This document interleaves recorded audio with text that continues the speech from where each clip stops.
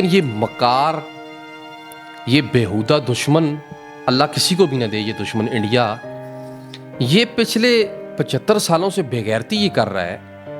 اور یہ میں آپ کو اگر سخت الفاظ استعمال کرنا نہیں چاہتا، لیکن یہ یزیدیت اور فرعونیت یہ کر رہا ہے کہ یہ ایک سرٹن ٹائم کے لیے اس پانی کو بند کرتا ہے، روکتا ہے، اور جب بارشیں تیز ہوتی ہیں مونسون کے دنوں میں تو یہ پانی چھوڑ دیتا ہے، جس سے ہمارا آدھا ملک اس سیلاب کی لپیٹ میں آ جاتا ہے.